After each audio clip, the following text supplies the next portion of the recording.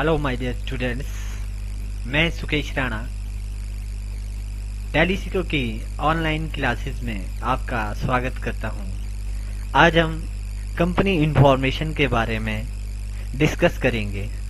तो आइए चलते हैं। सबसे पहले तो आपको टैली में एंटर होना है। एंटर होने के लिए मैंने आपको बताया है कि इसमें ये जो आइकन डेस्कटॉप पे tally.erp9 का बना है, इस पर डबल क्लिक करना है। डबल क्लिक करने के बाद आपको वर्क इन एजुकेशनल मोड में जाना है, बिकॉज हमारे पास लाइसेंस्ड वर्जन अभी अवेलेबल नहीं है और ना ही आप सब बच्चों के पास अवेलेबल होगा। इसलिए हम वर्क इन एजुकेशनल मोड में काम करेंगे, क्योंकि इसको आप इजीली गूगल में जाके भी डाउनलोड कर सकते हैं। लाइसेंस्ड वर्जन के लिए आपको इसे परचेज करना होता है, फिर जाके आपको इसमें एक प्रोडक्ट की मिलती है, उसे आपको एक्टिवेट करना होता है जो लाइसेंस मिलता है। एक्टिवेट करने के लिए आप इसको यहाँ से एक्टिवेट योर लाइसेंस यहाँ से भी एक्टिवेट कर सकते हैं। अगर आपके पास ऑलरेडी लाइसेंस पड़ा हुआ है, एक्सपायर हो गया है, आपको रीएक्टिवेट करना है, तो आपको यहाँ जाके आप उसको रीएक्टिवेट कर सकते हैं। रेंटल लाइसेंस लेना है आपने तो आपको यहाँ जाना पड़ेगा। और अगर आपने कॉन्फ़िगरेशन एग्जिस्टिंग लाइसेंस अगर आपके पास ऑलरेडी पड़ा है, वो आपने देखनी है या फिर चेंजिंग करना है उसमें कुछ, तो आप यहाँ जा सकते हैं। नेक्स्ट ऑप्शन है आपका log in as remote tally.net user. इसके माध्यम से आप कहीं से भी अपनी कंपनी का जो डाटा है उसको एक्सेस कर सकते हैं, बट शर्त ये है कि आपके पास उसके लिए टैली एक आईडी प्रोवाइड करता है, वो होनी चाहिए। जिस भी सिस्टम में आप ये जो ऑप्शन है यूज करना चाहते हैं, उसमें नेट की फैसिलिटी भी होनी चाहिए। और जिस जगह पे आप उस कंपनी को ओपन करना चाहते हैं इस ऑप्शन के द्वारा, तो ये जिस सिस्टम में आपने पहले ऑलरेडी काम कर रखा है ये भी ऑन होना चाहिए और इसमें भी नेट की फैसिलिटी होनी चाहिए, और जहाँ पे आपने ओपन करना है वहाँ पे भी नेट की फैसिलिटी होनी चाहिए, तभी आप इस ऑप्शन का यूज कर सकते हैं। Work in educational mode. अगर आपके पास लाइसेंस्ड वर्जन नहीं है तो आप इसमें काम कर सकते हैं। इसमें सिर्फ एक कमी है कि आप इसमें डेट चेंज नहीं कर सकते। बाकी जितनी भी फैसिलिटी टैली प्रोवाइड करता है वो सारी इसमें आपको मिल जाएगी। तो हम अभी इसी में ही एंटर होंगे और इसमें देखेंगे कि क्या क्या चीजें इसमें है। एंटर मारेंगे। एंटर मार के ये स्क्रीन आपके पास अपीयर होती है। आज हम कंपनी इंफॉर्मेशन के बारे में जानकारी लेंगे कि कंपनी इंफॉर्मेशन के बारे में, कंपनी इंफॉर्मेशन में क्या क्या चीजें होती है। सबसे पहले तो इसमें जो ऑप्शन दिख रहा है ये है हमारा सिलेक्ट कंपनी। सिलेक्ट कंपनी, अगर आपने ऑलरेडी इसमें कोई कंपनी बना रखी है, वो आपने ओपन करनी है, तो आपको सिलेक्ट कंपनी में जाना पड़ेगा। इसकी शॉर्टकट की भी होती है F1 प्रेस करूंगा तो ये अपने आप इसमें एंटर हो जाएंगे। अभी इसमें लिखा है नो कंपनीज ऑन डिस्क, इसमें एक भी कंपनी नहीं बनी है। अभी हम कंपनी भी क्रिएट करना सीखेंगे, किस तरीके से कंपनी क्रिएट होती है। बाद में हम इस ऑप्शन में फिर से एक बार आएंगे, फिर देखेंगे कि यहाँ पे कंपनी दिख रही है या नहीं। तो F1 की सहायता से भी आप इसमें डायरेक्ट जा सकते हैं और एंटर मार के भी इसमें आप आ सकते हैं। फिर आपका log in as remote user. इसके लिए मैंने पहले ही आपको थोड़ी देर पहले बता दिया है कि इसके लिए आपके पास एक आईडी टैली सॉल्यूशन कंपनी देती है, जो कि आपके पास होनी चाहिए इस फीचर को ऑन करने के लिए। तो हमारे पास अभी नहीं है। अगर आपके पास है तो आप कंपनी क्रिएट करने के लिए आपको क्रिएट कंपनी में एंटर होना होगा। कंपनी क्रिएशन में जैसे ही मैंने एंटर मारा, ये स्क्रीन आपके पास अवेलेबल होती है। इसमें पहला जो ऑप्शन है वो डायरेक्टरी का है, बाय डिफॉल्ट स्किप्ड रहता है।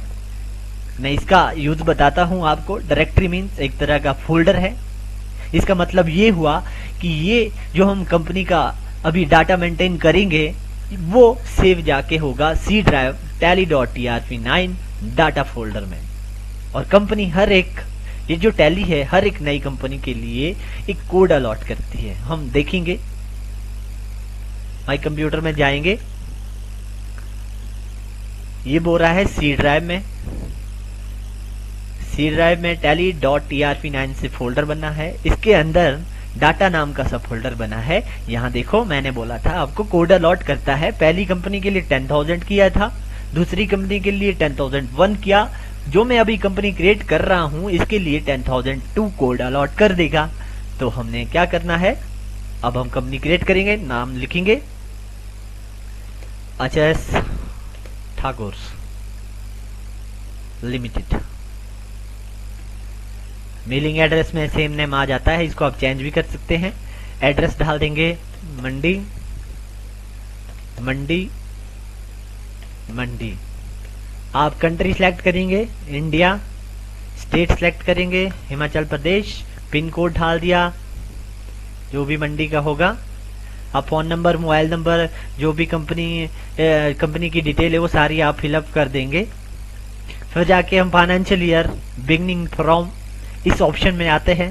फाइनेंशियल ईयर मीन्स जो कि हर एक बिजनेस में आमतौर पर 1 अप्रैल से स्टार्ट होता है, 31 मार्च को क्लोज होता है। इस ड्यूरेशन में बिजनेस से रिलेटेड जितनी भी गतिविधियां हुई होती है उसका रिकॉर्ड मेंटेन किया जाता है।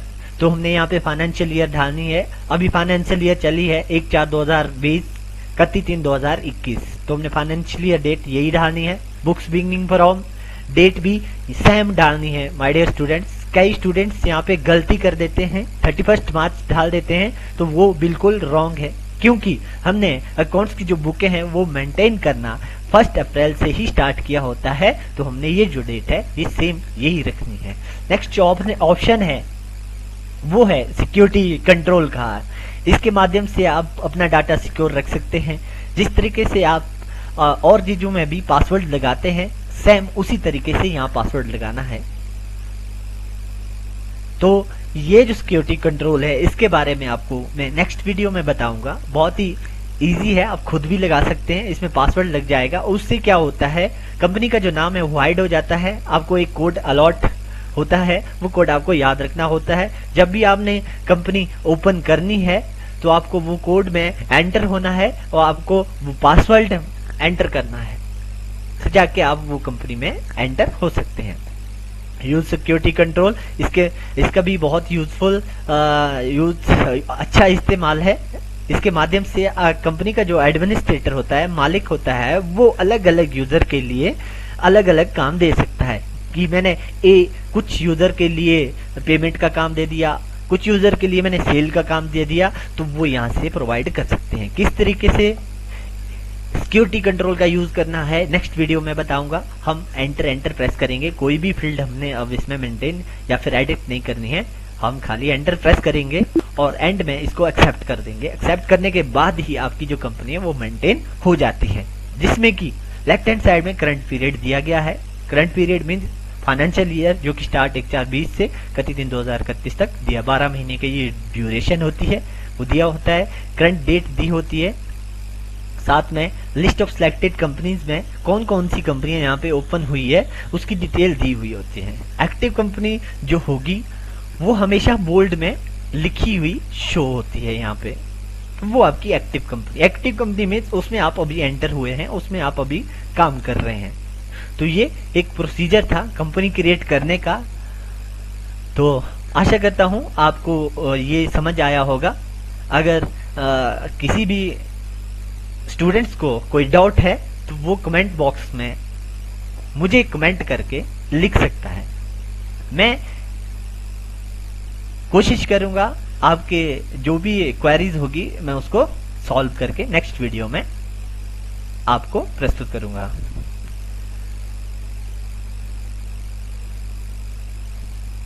माय डियर स्टूडेंट्स, आज हमने सीखा कंपनी सिलेक्ट कैसे करते हैं, लॉगिन एज रिमोट यूजर के बारे में कुछ जानकारी हमने आपसे साझा की। क्रिएट कंपनी के बारे में हमने सीखा। अब जो हमारी नेक्स्ट वीडियो रहेगी वो रहेगी बैकअप और रिस्टोर के बारे में। मिलते हैं नेक्स्ट वीडियो में। Till then take care, bye bye, see you soon.